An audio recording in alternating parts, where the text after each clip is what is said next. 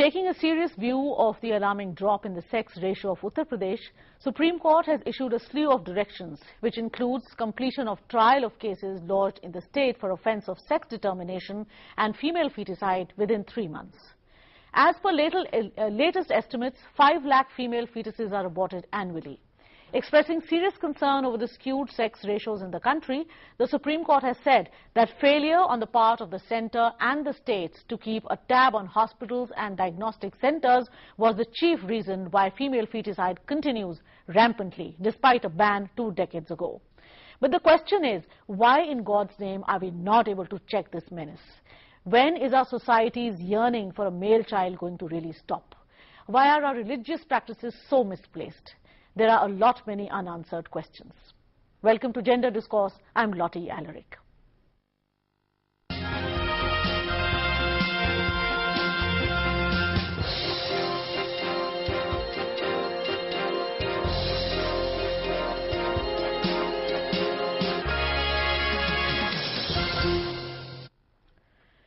To carry this discussion forward, I have in the studio 3 eminent panelists, and I'm very happy to welcome Dr. Vijay Lakshmi Nanda, who's a feminist activist and has done a lot of work in this regard. So thanks for joining us today. And I'm also very fortunate to have with us today Ms. Reva Nayyar, who's the former Secretary Government of India in the Ministry of Women and Child Development. I welcome you to the show, ma'am. And I also have with me today Mr. Rizwan Parvez, who's the coordinator for Girl Scout. I welcome you to the show. Thank you. Now, Vijay Lakshmi, we've been discussing this issue, I think, for years now, and somehow we really don't see the kind of changes that we would like to see. Now, when the Supreme Court says something like this, that these cases must be dealt with in 3 months' time, what does it really show?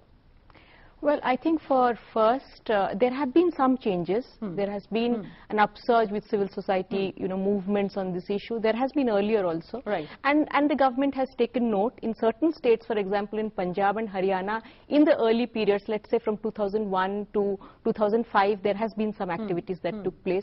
But the larger picture is very, very disparate. Exactly. It's really terrible. But I think with the judiciary taking such a progressive kind of a decision, we are very happy about that. Right. Because I think if you are able to have the judiciary on your side and they are able to take decisions against gender discrimination, and if the Supreme Court is saying it and the High Court in UP is saying it, we feel that should have an impact. But sadly, that impact hasn't happened. In fact, even our capital, Delhi, is really terrible. This state, we have 866 girls per 1,000 boys, and it seems to be doing even worse now. And there are no convictions yet in Delhi.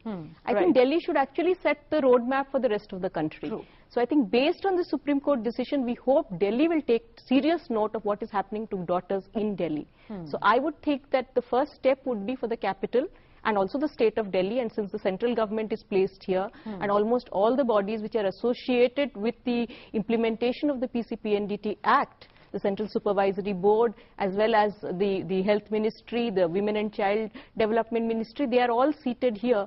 I think Delhi should really be the place which should, there should be largest concern here. And the Supreme Court decision should be implemented immediately, at least in terms of policy, it should be accepted. Right. There should be acceptance also amongst the policy implementers. Apart from the judiciary, if the policy implementers are not going to do it, then I think the seriousness is lost. Absolutely. It's just one of those progressive decisions and it's lost there.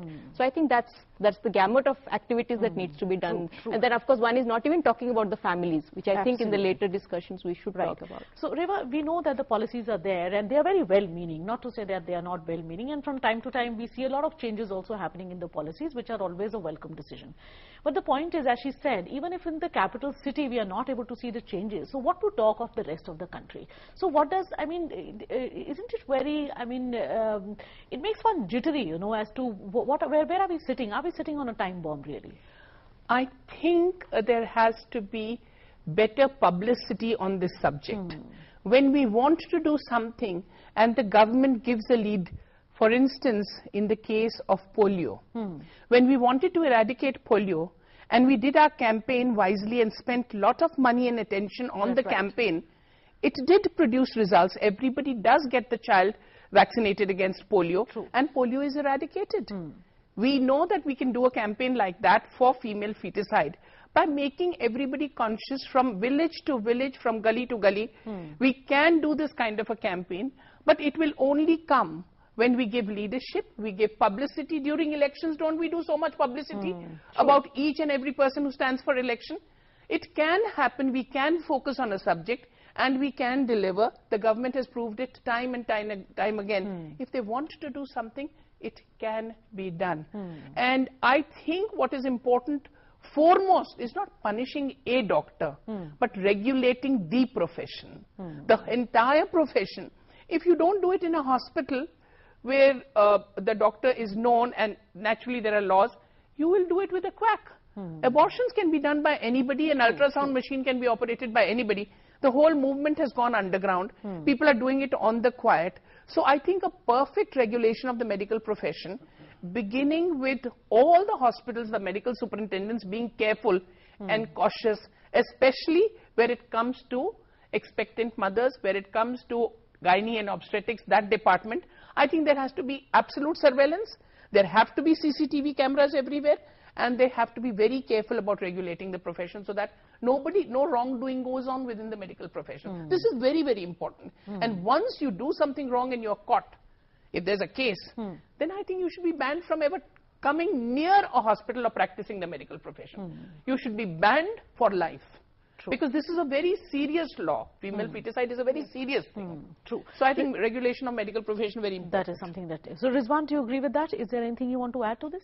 I agree with both the comments that were given with, by the panelists. You know, as far as this issue of sex selection is concerned, the declining child sex ratio is concerned, and this issue as a whole is concerned, I will say, like, you know, it deals with both, you know, pre and post birth discrimination.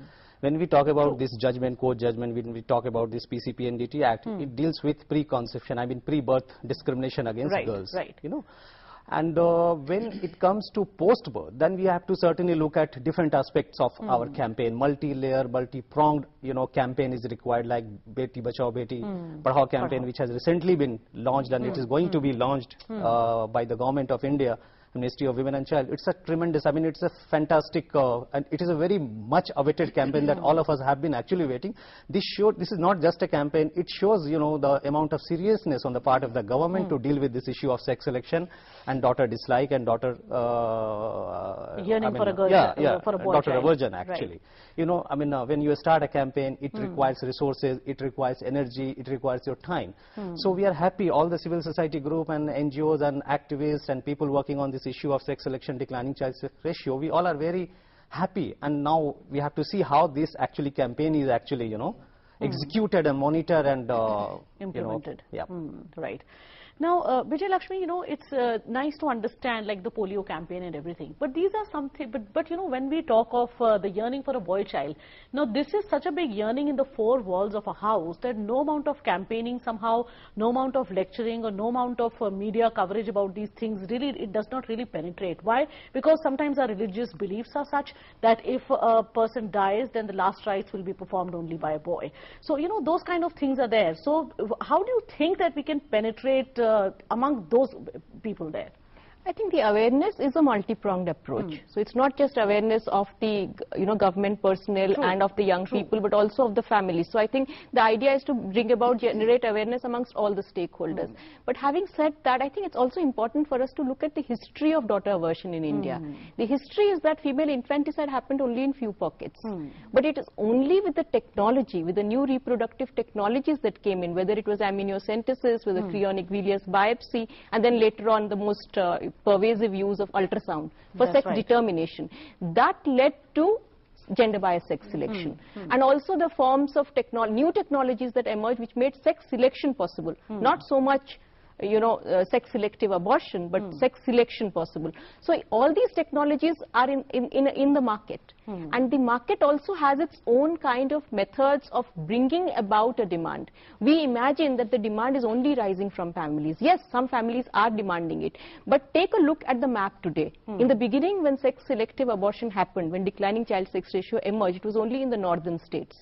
It was, you know, and Maharashtra and Rajasthan, for example, because that's part of the, these were the, you know, main states. But within a period of 10 years, with the technology becoming pervasive, you have places in the tribal belts in Odisha actually practicing sex selective abortion. So you do have something called, you know, the SAYS law, which says that sometimes supply can also propel demand. So we also need to, that is why I think I agree with Ma'am Nair that regulation of the medical profession and regulation of the new reproductive technologies in the market, people have a right to look at the kind of technologies that are being used. So I think that has never really been brought into the purview of our understanding, and I think that's where I always say there is a nexus between the capitalist market and patriarchy. I'm not saying patriarchy does not exist. Yes, everybody wants to have sons, but will they then kill their daughters for it? Will they terminate female fetuses for it? I don't think so. There could be girl-child neglect, and there could be the other forms of violence against women. But this particular form of gender violence or gender discrimination would not have been existing in this pervasive manner. Take a look at the map today with the 2001 census.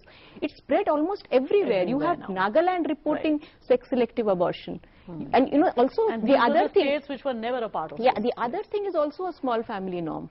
Right. The fact that we are only concentrating and bringing about smaller families, we tend to miss the point about gender discrimination there. So if you bring about targeted sterilization, as it happened in Chhattisgarh, you had so many women dying because of a camp approach to it, and you want to just decrease the numbers without looking into development, gender equality, women's empowerment. I think it comes, and I think Beti Bachao and Beti Padhao is a larger part of that. But it need not stop with Beti Bachao and Padhao. It has to कि बेटी को कमाने की भी आप you know हैसियत वो भी बनाओ, because सिर्फ पढ़ाओ पे खत्म करोगे फिर बेटी को शादी करा दो. Exactly. So it has to move on to बेटी कमाओ. You know, that कमाओ बेटी वाला concept also needs to be brought. So employability is very, very important in this.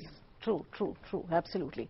Well, folks, it's time for us to slip into a very short break, but when you come back, our lines will be opened and you too can be a part of this discussion. All you'll have to do is reach us at 1800115314 or 23035420. Don't go away, as we'll see you on the other side.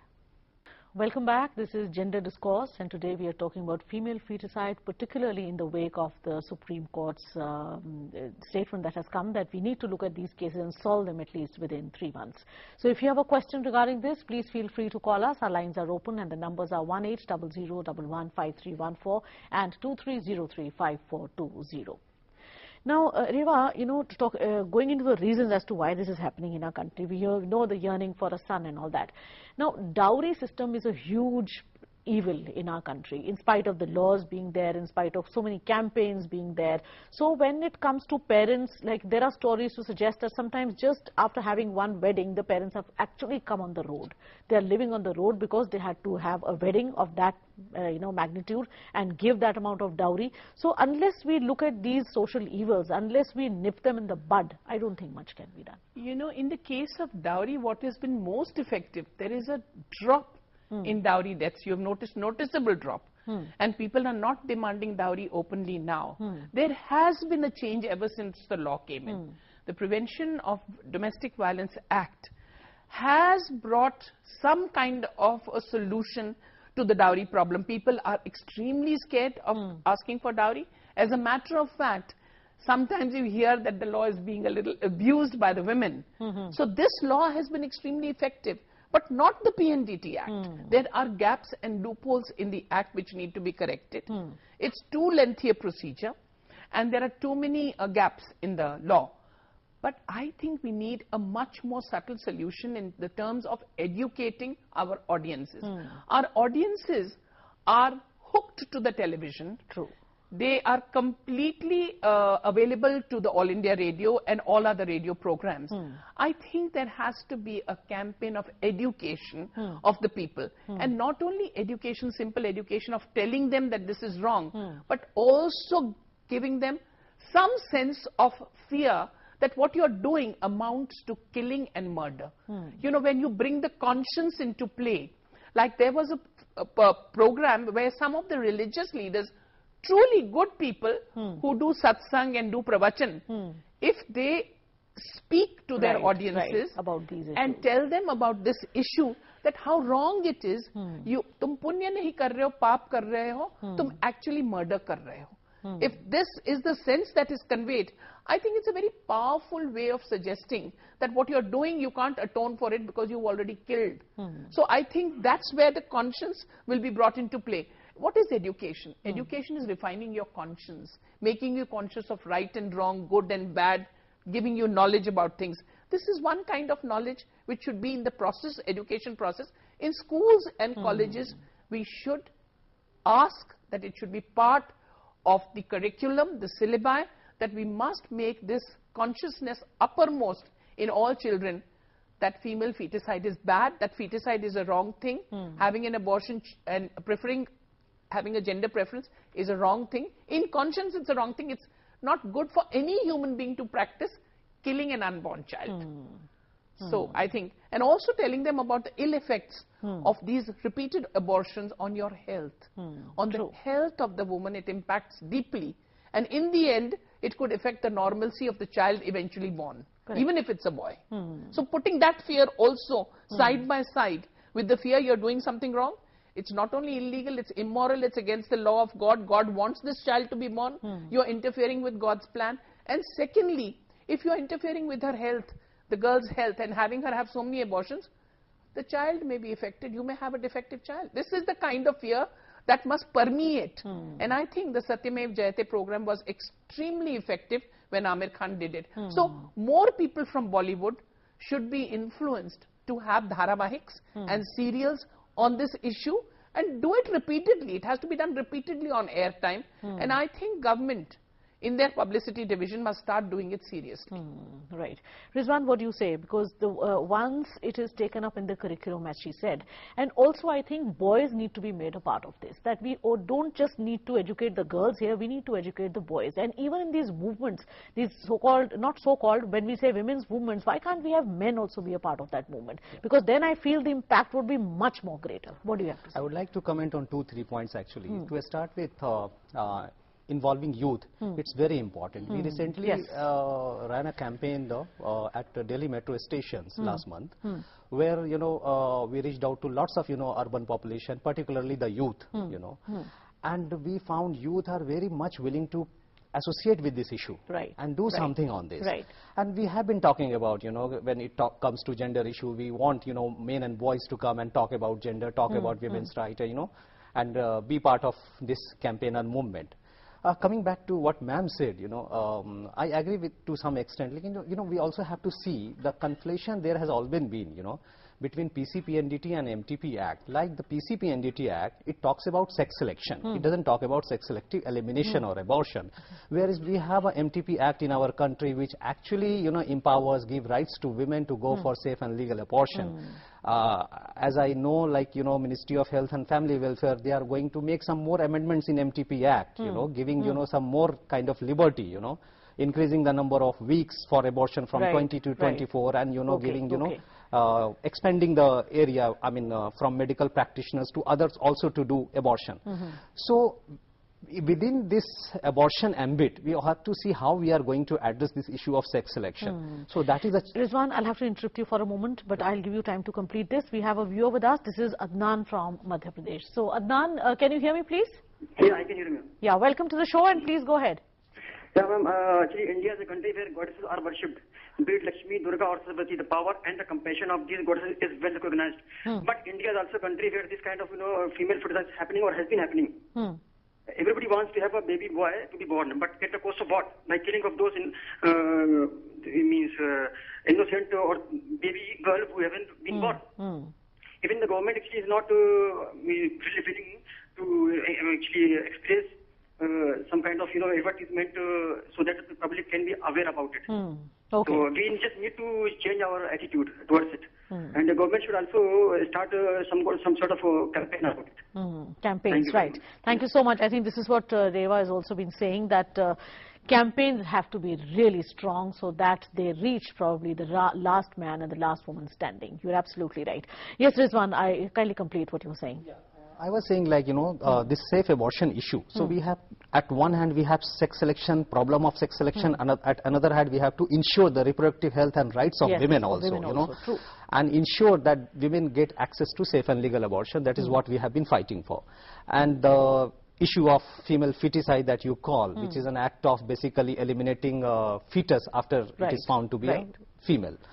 So the problem is, look, to address this issue of sex selection, we have a very beautiful law in the country, and I think since 2003, there have been some amendments and given more teeth to this act. presently what is actually happening, what we have seen, there has been lack of political and administrative will to implement this law in its later in spirit in the country, in many parts of the country. Like for instance, Vijay Lakshmi ji highlighted about Delhi. She talked about there is no conviction. If we talk about there are only 2 estates in the country, Maharashtra, another is Rajasthan, who have filed a maximum number of cases under PCP NDT Act.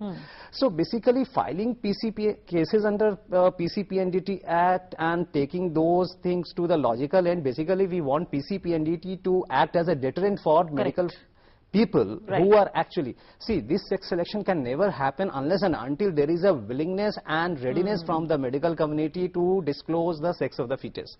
So there, you know, no, and personally I believe no campaign can succeed unless this practice of sex selection, gender-biased sex selection continues.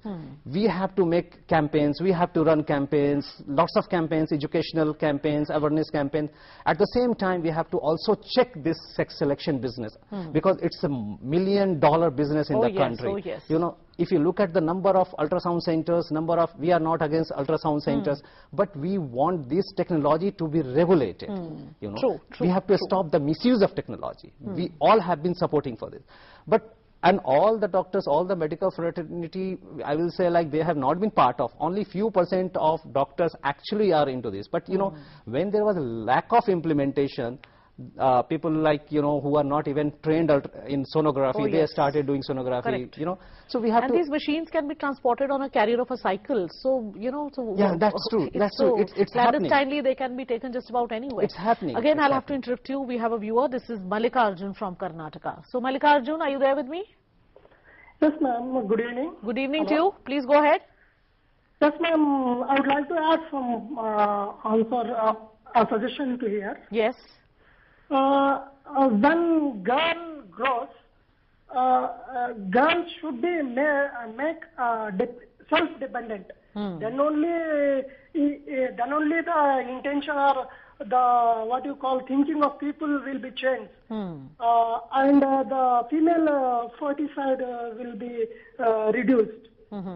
Thank you so much. Thank you for joining us. I think Vijay Lakshmi can just take this because this is what you were also mentioning. I think, yeah, it's an important point that that they have to be self-reliant, self-dependent. I think that's a very, very important point. And it requires a certain amount of will, not just in implementing the act, but a certain amount of will on the part of the government to see to it that women are seen as autonomous individuals. And I think I would like to bring here the two kinds of comments that have been made here. One is, of course, one has to also be very careful about the fact that it does not lapse into a pro-life discussion.